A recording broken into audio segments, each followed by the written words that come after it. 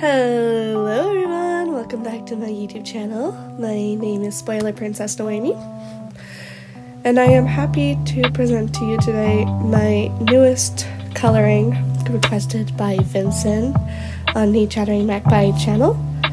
And this one is from the fish dissection scene with Angelica, Ferdinand, and Rosemine in it. So I hope you all enjoy it. So today's topic of conversation is going to be a little random because I just finished a 5-hour chit chat on the Chattering Magpie video. So yeah, I kind of don't have a lot of time to do this, and I really wanted to show you guys this amazing photo and image that I had done for Vincent a few months back. I just haven't had the time to film it or record it yet. So yeah, I hope you all enjoy it, and please leave a like, subscribe, and turn the bell notification on, and also leave a comment down below for a specific topic you guys would like me to talk about. So yeah, off topic. So I'm going to be talking about Angelica today, and we're going to do a brief overview of her characteristics and her personality and everything. So Angelica first was introduced to us in the web novel in chapter 192, and on the light novel in part 3 volume 1, and for the manga in part 3 volume 8. She is a beautiful girl with light blue hair and deep blue eyes. When we first meet her, she is 12 years old, and when we get to the beginning of part 4, she is 15 years old, and at the beginning of part 5, she is 17 years old. She was born 4 years before mine and 5 years before Rosemine. Her birth season is summer, so her mana quantity, she started off as a med noble level, and after mana compression and using her mana compression method, she became an arch noble, had mana at the arch noble level. She has 2 aptitude, which is fire and wind. In her first round of Divine Protections in the Royal Academy, she only got Leidenschaft's protection and could not get Shitsaria, even though it is one of her attributes. On her second round of Divine Protections, she got Leidenschaft's, Shitsaria, and Grief's and Stiffer protections. So good job, Angelica, you did it. You finally got your Shitsaria, and we're so proud of you. So, as we all know, Angelica was born to 2 med noble parents who are retainers to the Archduke. And basically, the only reason she became Rosemine's retainer is because Karstead went to Angelica first, even though her parents, if they knew that Karstead was looking for a retainer, would not have agreed for Angelica to become Rosemine's retainers. Because Angelica has a fatal flaw. She does not like studying, and it is very vital for an Archduke retainer to have good grades and be good at everything. So yeah. So if we look at Angelica's likes and dislikes, she likes strength. She loves her sword Stenluke, and she strives to be the best knight for Rosemine. She absolutely hates studying, does not want to use her brain for anything that is not related to her likes or interests, and prefers to let her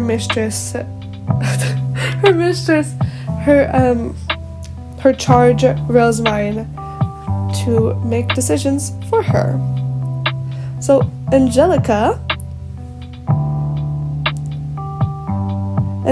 has one sister who is Lady Zelida, who is oh my god, who is a med attendant to Rosemine. So yeah.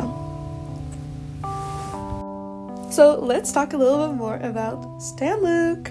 So Stenluke is a sentient sword that was created in part 3, volume 4, when Angelica's study group, the Raise Angelica group,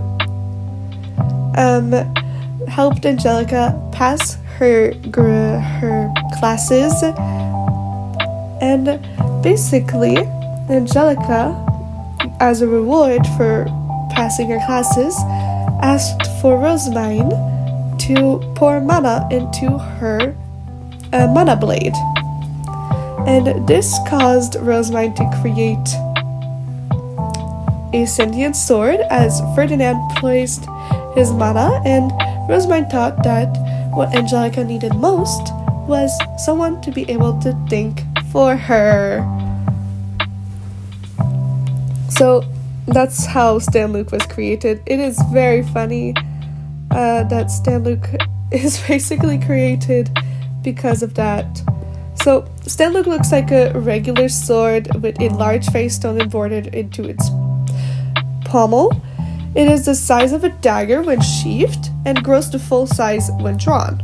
Prior to Rosemine pouring mana into Stenluke, the blade had a maximum length of 50 centimeters. So Stenluke has the personality of Ferdinand with Ferdinand's voice. So it's a quite weird dynamic when you think about it, and like every time we hear Stenluke talk, it's in Ferdinand's voice. Like, can you just imagine it? Like, you, as Rosemine, hear Ferdinand's voice coming out of a sword. Like, even in the novel, like, the Stenluke started talking as Ferdinand's voice, and everyone was like, wait, what? That wasn't Ferdinand, though. And, like, he basically, Stenluke reprimands Angelica anytime she doesn't pay attention. Anytime Angelica has to learn something, she will hold Stenluke for dear life and make him absorb all the information so that when she uses him, he can help her. It's so funny to see her just hold on to the sword for dear life when she has to study, when she has to learn anything. So basically, during the time Rosemine was in her dream, Stenluke is the only reason Angelica was able to coast through all her study. Oh my goodness, like, this is crazy. But yeah, Angelica is a lovable little airhead, and just doesn't like to think. So instead of thinking, she will put her hand on her cheek and tilt her head. So yeah, like, it's really funny and cute. Anyway, so that was the brief overview of Angelica for today, and I'm going to go on now talking about the drawing itself. Okay, so that was my pre-recorded part I had done for Angelica, and I was waiting to see which one I was using on. Which one would I use my Angelica pre-recorded stuff on? So here we go. This was my Angelica pre-recorded stuff on. I used it on here. And so, as you guys will probably notice, I don't know what fish looks like. I had never in my life, I don't eat fish, I don't see dead fish, I avoid fish, and the only fish I've ever eaten is salmon, and it's cooked salmon specifically. Raw salmon, no, I've only eaten raw salmon, never cooked. So, I tried my best. If the fish don't look good, I don't know what to do with them, and I'm not doing it again.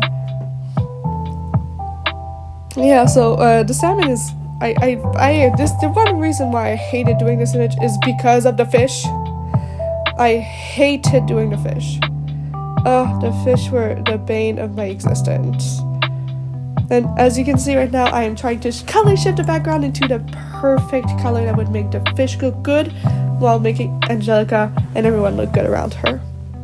So as I'm starting to work on Rosemine, we'll talk a little bit about the thought process that went in with Angelica's hair and the colors I chose for their outfits and everything. So obviously for Ferdinand, he's wearing his robes as the priest, and Angelica, I had no idea what color to make her, so I started color shifting and I landed on blue because it looked the best.